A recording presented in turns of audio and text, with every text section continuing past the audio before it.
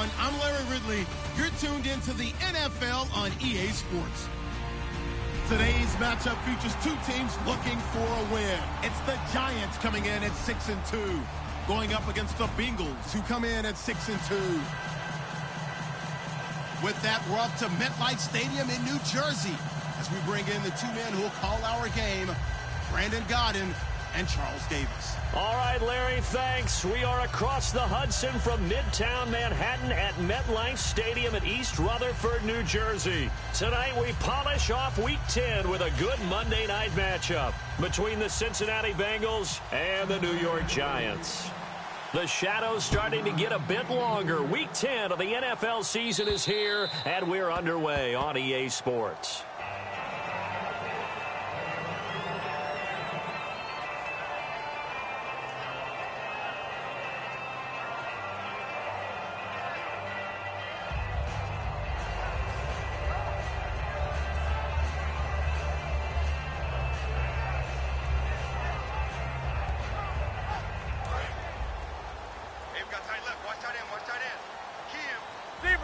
They'll come out in the pistol. Now a first carry for LeGarrette Blount. And he'll wind up losing yardage here back at the 21-yard line. It's a loss of 4 there, bringing up second down. And when you're trying to set up a counter play, it's what a lot of people call an influence play. You're really hoping those defensive linemen are really agile that day. If they stayed out late the night before the game and they're not moving as fast, it's a lousy call because that means they're just going to sit in the hole that you hope to create just by the movement of your offensive line. And there they got the ball to the outer third of the field, but tackled behind the line of scrimmage. Yeah, things get stacked up in there if they don't move as well as you want them to, and probably just trying to escape and couldn't get away.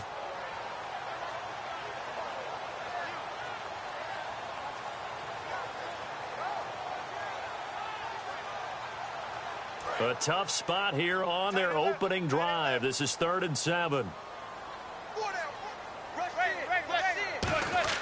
Throwing is Manning on 3rd down. And incomplete. The contact made the ball roam free and brings up 4th down. Looked like they had an opportunity for a big play across the middle, but he didn't have the concentration or the focus necessary and dropped it before he could haul it in.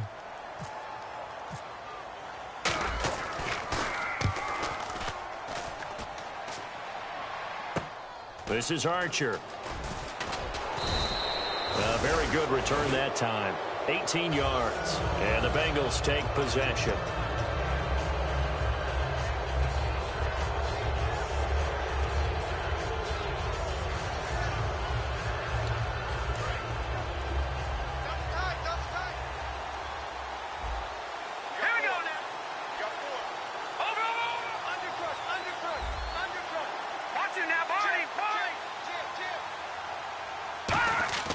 Throwing here, Lynch on 1st down. And his throw's going to be incomplete.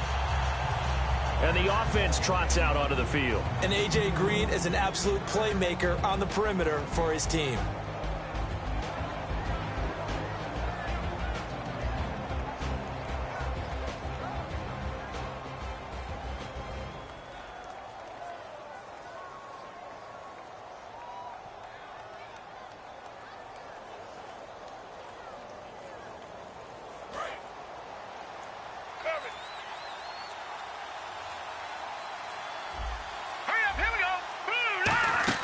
Second and 10, it's Lynch again.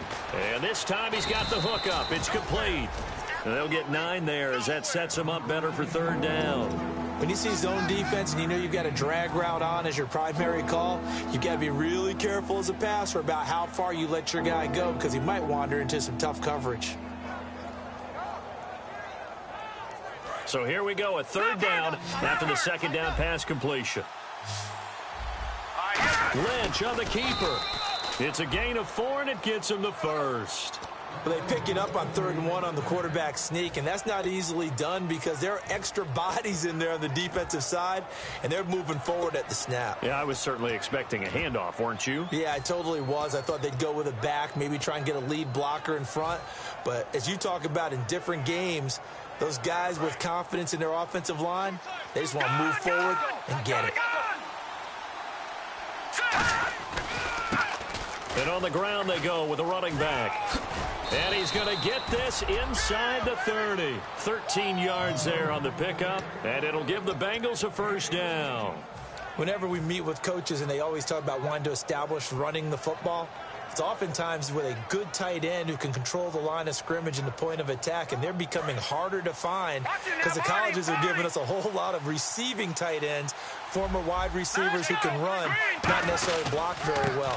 In this case, though, we saw 2 tight ends on the field, both of them with the ability to block, and he ran the ball successfully behind that power set. It was Jason Pierre-Paul who was able to get him down. Such a solid defensive effort a week ago, and they'll be looking to carry that forward into this one. And confidence grows. Every time you have a great performance, you think the next one's going to be even better. That's where this defense is today.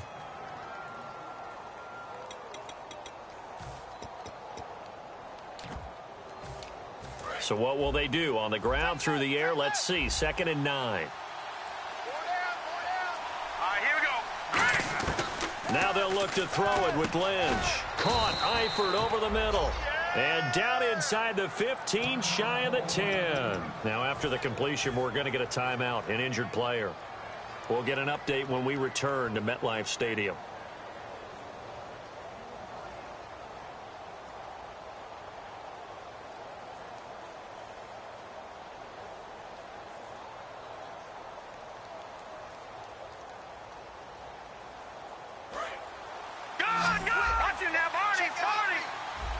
Looking to jam the receivers at the line here. Press coverage look defensively.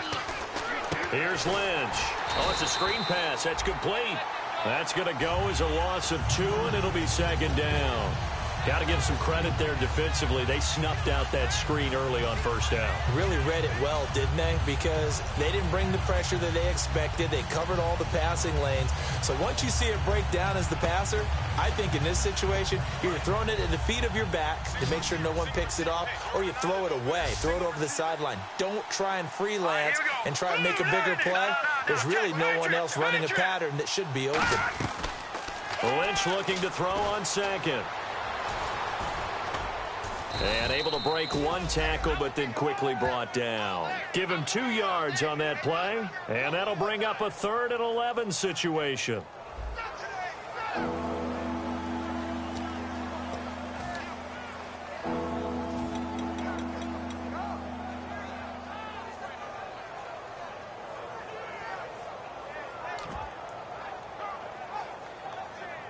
Ninth play of the drive coming up, and certainly not an easy one on 3rd and long.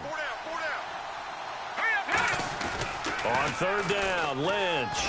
And the giant rush gets home as down he goes. Devon Kennard able to get him down for a loss of 11 on the play, and it'll be 4th down.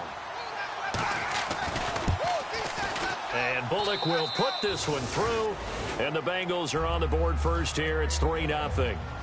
So not exactly jubilation over on that visiting sideline, but at least a high 5 or 2 for their kicker as he gets them the first points of the night here on the opening drive. And 3 points are not to be underestimated. You're on the road, under the lights, national TV audience. You want to come out and look good, and that's a good start right there. The Giants offense now, they get ready to head back on the field. And the last drive, their first drive, 3 and out. What changes here, if anything? I think it's making sure the guys that you trust the most with the ball, the biggest playmakers you have, that they touch it on this possession to try and get things moving. So get it to the horses. Without a doubt. They're the ones that typically end up in the end zone. And if this offense is going to flow today, certainly the running back will be a key piece. Without a doubt, because they ask their runner to not just do that, but to block, to catch, to help set a tone for their offense. Manning to throw on 2nd down. Eluding the pressure right. Turns there to bring up 3rd.